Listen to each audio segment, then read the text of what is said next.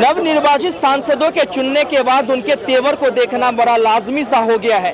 कहीं भी आप देख लीजिए, कोई भी नेता इस समय जो नवनिर्वाचित के रूप में चुनकर आए हैं, अलग अलग तरीके से बयानबाजी कर रहे हैं। बिहार के पूर्णिया जिला के सांसद पप्पू यादव जी, जो कि अपने क्षेत्र में हॉस्पिटल में जाते हैं और कहते हैं कि हॉस्पिटल में जाने के बाद डॉक्टरों की फीस 300 रुपये कर दी जाएगी, और वहीं कल संसद में जाकर बीजेपी के एक सांसद को लताड़ दिया। हमारे साथ बात करने के लिए एक साथी नौजवान मौजूद है, उनसे बात करने की कोशिश करेंगे। क्या नाम है आपका? शिवम मिश्रा, बिहार से ही हैं।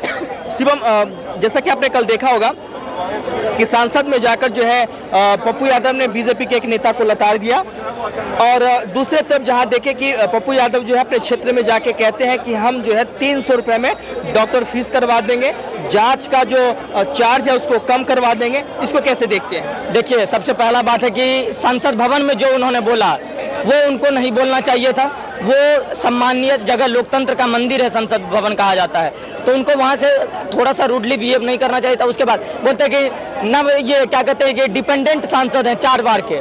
ठीक है, आप बता दीजिए कि डिपेंडेंट सांसद अगर थे आप 4 बार के, आप हमारे क्षेत्र के भी सांसद थे मधेपुरा के। अच्छा। तो आज क्या कारण रहा कि आप मधेपुरा में विधायक का भी चुनाव पिछले बार हार गए थे, लेकिन तब आपको इस बार भाग करके पूर्णिया जाना पड़ा और वहां जाकर के सांसद में झूठ मूठ का वादा कर करके आप सांसद बन गए। लेकिन अगर सांसद बने हैं तो आप सब धर्मों का सम्मान करना सीखिए, क्योंकि आपका ही एक बयान वायरल हुआ था कि जिस दिन कुरान को सब पढ़ लेगा उस दिन इस्लाम कबूल कर लेगा। ये सब टिप्पणी आपको नहीं करना पड़ेगा, क्योंकि आप लोकतंत्र में के अभी सबसे बड़े ये स्टेज पे पहुंच चुके हैं। और अगर पूर्णिया में आप चाहते हैं कि डॉक्टर के पास जाकर के आप कह रहे हैं कि आपका 300 रुपया फीस करिए, EMRI में इतना करिए, CT स्कैन में इतना करिए, तो आप पूर्णिया के हर उस मुद्दे को देखिए।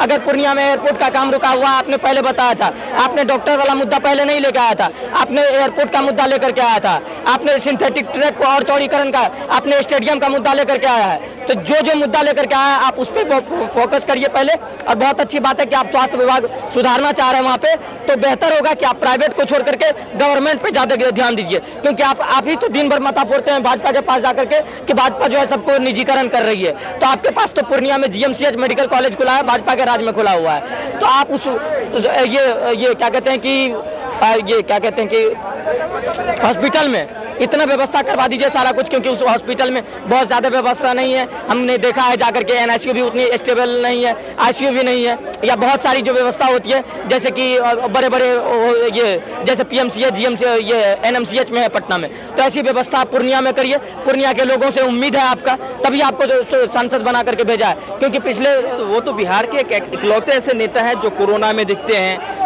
उसके बाद जो है बाढ़ में वो दिखते हैं। तो जमीनी स्तर पे काम करने वाले वो थे, तभी तो 4 बार जो है निर्दलीय तौर पे जीत के आए।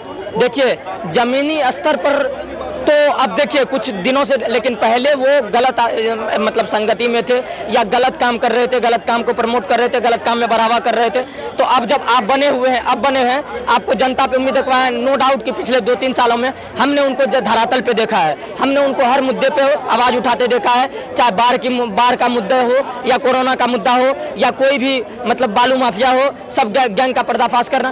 तो अगर देखिए, अगर आपने एक बार देखा है कि पूर्णिया को नई दिशा में लेकर के जाना है, तो आप इस सोच में आगे निरंतर बढ़ते रहे, किसी पे टीका टिप्पणी नहीं करना, क्योंकि आप बाद में चले कहोगे कि हम कांग्रेस में विलय कर रहे हैं, राजद में विलय कर रहे हैं, कोई आपको गोद ले नहीं रहा, आप जबरदस्ती वाला काम करने लगते हैं। तो आप जब इंडिपेंडेंट सांसद चुन करके आते हैं तो इंडिपेंडेंट काम करिए।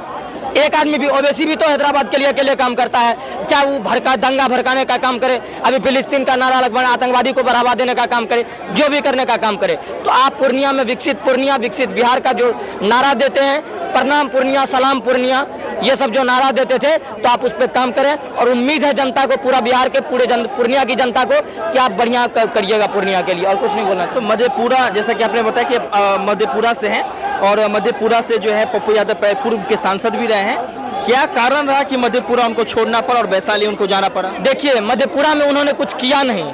मधेपुरा में एक टाइम सांसद रहे थे वो, ठीक है, लेकिन मधेपुरा में उन्होंने कुछ किया नहीं, ना तो सड़क, पानी, बिजली, सुरक्षा, किसी भी मुद्दे पर खुल करके कभी बात नहीं किया। तो ये करना, तभी अपने पारिवारिक जो मैटर में उलझे रहते थे, तभी कोर्ट कचहरी थाना वकील ये सब करते रहते। उन्होंने मधेपुरा में कुछ काम नहीं किया, मधेपुरा में गुंडे लोगों को ज़्यादा बढ़ावा देते थे, हफ्ता वसूली करवाने का काम करने लगे थे। इसीलिए उन्होंने मधेपुरा की जनता उनको लताड़ा और मधेपुरा की जनता उनको साफ करवाया। पिछले बार विधानसभा का चुनाव में वो एज ए MLA लड़े थे, लेकिन उनको वहाँ से विधायक का चुनाव भी हरा दिया गया था।